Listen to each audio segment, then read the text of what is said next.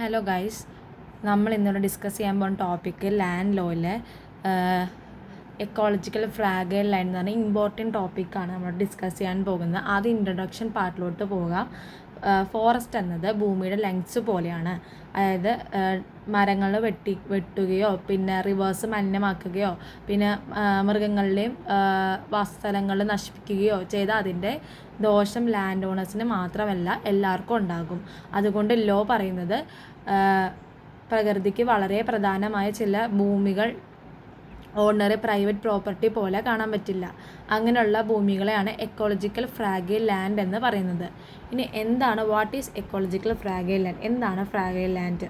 Ecological fragile land ecologically fragile land എന്ന് പറഞ്ഞു കഴിഞ്ഞാൽ പരിസ്ഥിതിക്ക്, അതായത് എൻവയോൺമെൻറ്റ് വളരെ പ്രധാനമായ എളുപ്പത്തിൽ നശിക്കുന്ന ഭൂമിയാണ്. ഇത് forest, wild life, biodiversity, water sources, ecological balance എന്നിവയൊക്കെ സംരക്ഷിക്കുകയും സഹായിക്കുന്നു. ഭൂമി പ്രൈവറ്റ് ഓണറിൻ്റെ ആണെങ്കിലും അതിൽ നിന്നുള്ള പരിസ്ഥിതി ഗുണങ്ങളൊക്കെ നമുക്ക് ജനങ്ങൾക്ക് അവകാശമാണെന്നാണ് എക്കോളജിക്കൽ ഫ്രാഗൈൽ ലാൻഡ് പറയുന്നത്. പിന്നെ പറയാണ് ഒറിജിൻ ഓഫ് ദ കൺസെപ്റ്റ്. എവിടെ നിന്നാണ് ഈ കൺസെപ്റ്റ് ഉണ്ടായത്? അതായത് എക്കോളജിക്കൽ ഫ്രാഗൈൽ ലാൻഡ് എന്ന കൺസെപ്റ്റ് കോമൺ ലോയിൽ നിന്നാണ് വന്നത്. അത് പറയുന്നത് ഭൂമിയുടെ ഓണർ അല്ലെങ്കിൽ ആ ഭൂമിയുടെ ബന്ധപ്പെട്ട ചില അവകാശങ്ങൾ ജനങ്ങൾക്ക് ഉണ്ടാകുമെന്നാണ് പറയുന്നത്. അടുത്താണ് പറയുന്നത് ഈസ്മെൻറ്റ് ബൈ പ്രിസ്ക്രിപ്ഷൻ. ഇതിൽ പറയുന്നത് എന്താണെന്ന് വെച്ച് കഴിഞ്ഞാൽ, ഇപ്പം ഉദാഹരണമായിട്ട് നമ്മളോട് പറയാണ്, നെയ്ബറിൻ്റെ ഭൂമിയിലൂടെ വർഷങ്ങളായി എല്ലാവരും നടക്കുന്നു. അപ്പോൾ ഓണർ അത് എതിർക്കുന്നില്ല. പക്ഷെ കുറേ വർഷങ്ങൾ കഴിഞ്ഞ് ആ വഴി നടക്കാനുള്ള അവകാശം ലോ അംഗീകരിക്കുന്നു. അതാണ് ഈസ്മെൻറ്റ് ബൈ പ്രിസ്ക്രിപ്ഷൻ എന്ന് പറയുന്നത്. അടുത്താണ് public trust easement. Public trust easement എന്ന് പറഞ്ഞു കഴിഞ്ഞാൽ ഫോറസ്റ്റ് പ്രൈവറ്റ് പ്രോപ്പർട്ടി ആണെങ്കിലും ശുദ്ധവായു, വെള്ളം, വൈൽഡ് ലൈഫ്, ബയോഡൈവേഴ്സിറ്റി ഇവയുടെയൊക്കെ ഗുണം എല്ലാവർക്കും ലഭിക്കുന്നു. ഈ അവകാശമാണ് പബ്ലിക് ട്രസ്റ്റ് ഈസ്മെൻറ്റ് എന്ന് പറയുന്നത്.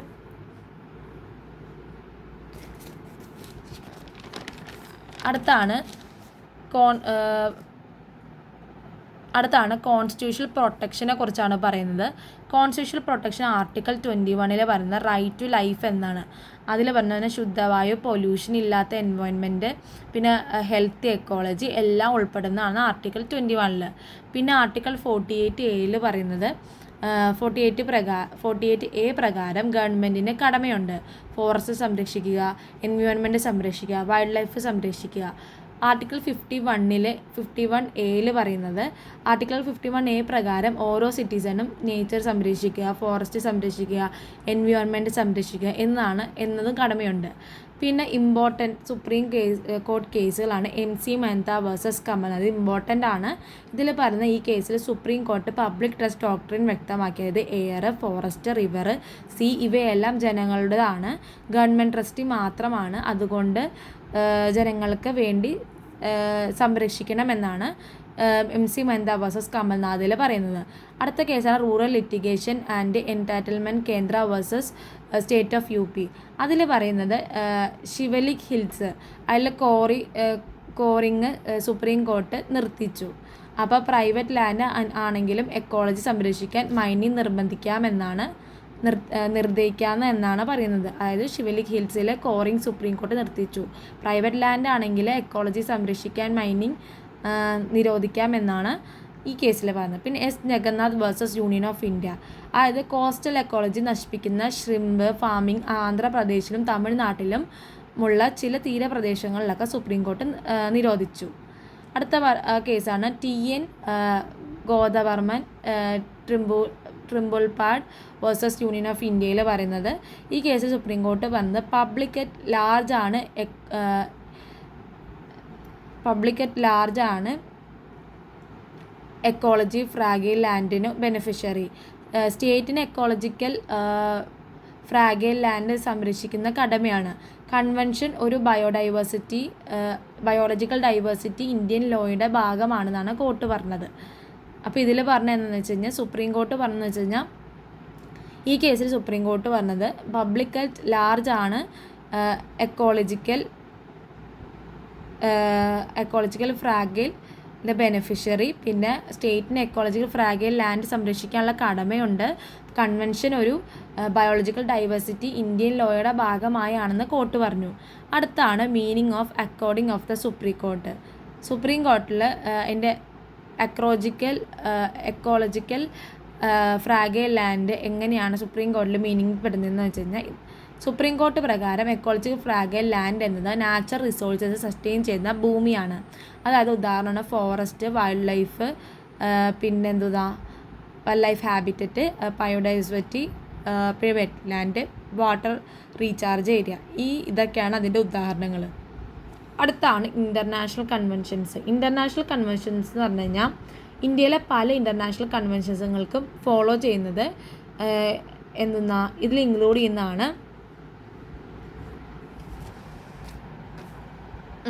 ഇതിൽ ഇൻക്ലൂഡ് ചെയ്യുന്നതാണ് രാംസർ കൺവെൻഷൻ, അതായത് വെറ്റ്ലാൻഡ് സംരക്ഷിക്കുന്നു. പിന്നെ convention on biological diversity, CBD എന്ന് പറയാം, ബയോഡൈവേഴ്സിറ്റിനെ സംരക്ഷിക്കുന്നു. മാൻ ആൻഡ് ബയോസ്ഫിയർ പ്രോഗ്രാം, നേച്ചറിനെയും മനുഷ്യനെ ഒരുമിച്ച് ജീവിക്കുക. World culture and natural heritage convention, natural heritage സംസാരിക്കണം. പിന്നെ യുനെസ്കോ മാപ്പ്, അതായത് എക്കോളജിക്കൽ കൺവേർഷൻ.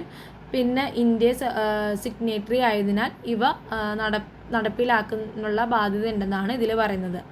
അടുത്താണ് Kerala forest vesting management of ecologically fragile land act 2003. ഈ ആക്ടിൽ പറയണത് എന്താണെന്ന് വെച്ച് കഴിഞ്ഞാൽ ഈ ആക്ടിൻ്റെ ലക്ഷ്യം എന്ന് പറഞ്ഞാൽ forest, biodiversity, wild life, environment ഇതൊക്കെ സംരക്ഷിക്കുക എന്നാണ്. ഇത് പബ്ലിക് ട്രസ്റ്റ് ഡോക്ട്രൈനും പ്രിക്കേഷണറി പ്രിൻസിപ്പിളാണ് എന്നിവയുടെ അടിസ്ഥാനത്തിലാണ് ഇത് പറയുന്നത്. ഇനി സെക്ഷൻ 2(b) ഡിഫൈൻ ചെയ്യുന്നതെന്ന് വെച്ച് കഴിഞ്ഞാൽ, സെക്ഷൻ 2(b) പ്രകാരം എക്കോളജിക്കൽ ഫ്രാഗൈൽ ലാൻഡ് എന്നത് പ്രൈവറ്റ് ഫോറസ്റ്റ്, റിസർവ്ഡ് ഫോറസ്റ്റിനോട് ചേരുന്നതോ ഗവൺമെൻറ് ഫോറസ്റ്റ് കൊണ്ട് ചേർത്തപ്പെട്ടതോ ആയിരിക്കണം. അതിന് നാച്ചുറൽ വെജിറ്റേഷൻ ഉണ്ടായിരിക്കണം. പിന്നെ ഗവൺമെൻറ് ഗസറ്റ് നോട്ടിഫിക്കേഷൻ വഴി വേറെ ഭൂമിയുടെ എക്കോളജിക്കലി ഫ്രാഗൈൽ ലാൻഡായി ഡിക്ലെയർ ചെയ്യാമെന്നാണ് പറയുന്നത്.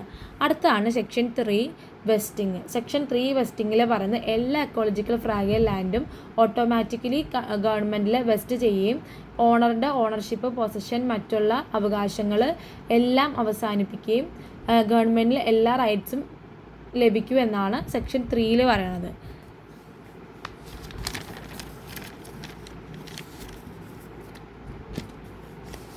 അടുത്താണ് സെക്ഷൻ 4. സെക്ഷൻ 4 പറയുന്നതെന്ന് വെച്ചാൽ ഡിക്ലറേഷനെ കുറിച്ചാണ് പറയുന്നത്. ഗവൺമെൻറ് അഡ്വൈസറി കമ്മിറ്റിയുടെ റിക്കമെൻഡേഷൻ, 30 ദിവസത്തിന് നോട്ടീസ്, ഓണറിനെ കേൾക്കുക എന്നിവയ്ക്ക് ശേഷം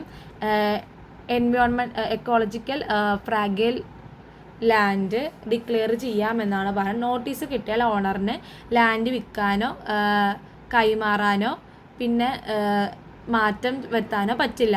സെക്ഷൻ 5 പറയുന്നത് എന്താണെന്ന് വെച്ച് കഴിഞ്ഞാൽ എല്ലാ എക്കോളജിക്കൽ ഫ്രാഗൈൽ ലാൻഡും കേരള ഫോറസ്റ്റ് ആക്ട് പ്രകാരം റിസർവ്ഡ് ഫോറസ്റ്റായി കണക്കാക്കും. പിന്നെ സെക്ഷൻ 7 പറയണത് അനധികൃതമായിട്ട് താമസിക്കുന്ന 30 ദിവസത്തെ നോട്ടീസ് നൽകി ഒഴിപ്പിക്കാം.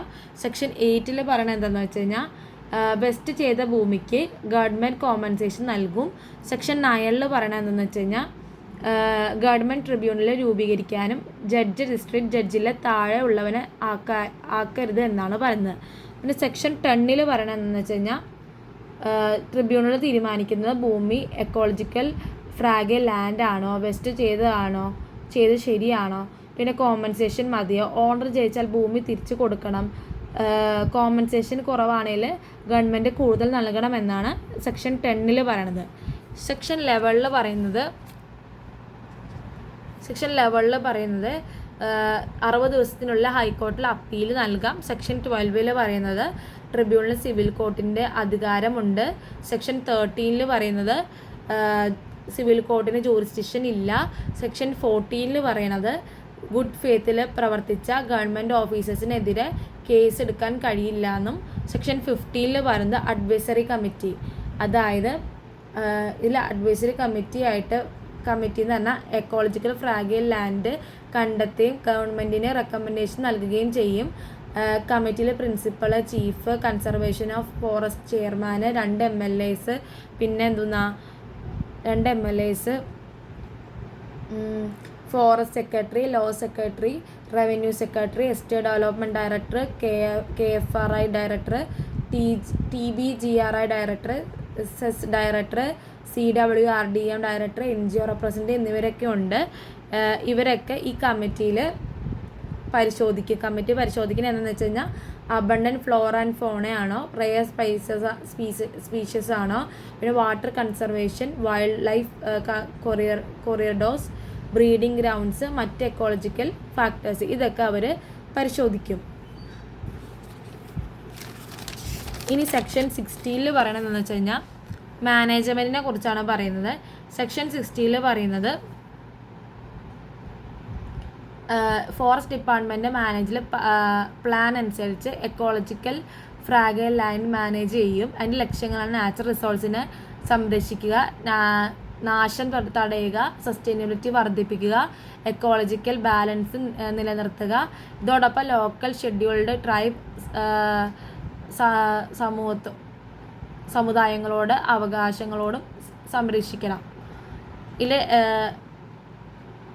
പെട്ടെന്നൊരു കീ വേർഡ് ലാസ്റ്റ് മിനിറ്റ് ആയിട്ട് നമുക്ക് പറയുകയാണെങ്കിൽ എക്കോളജിക്കൽ ഫ്രാഗൈൽ ലാൻഡ് സെൻസിറ്റീവ് ലാൻഡാണ്. ഡോക്ട്രെയിൻ ആണെങ്കിൽ പബ്ലിക് ട്രസ്റ്റ് ഡോക്ട്രെയിൻ.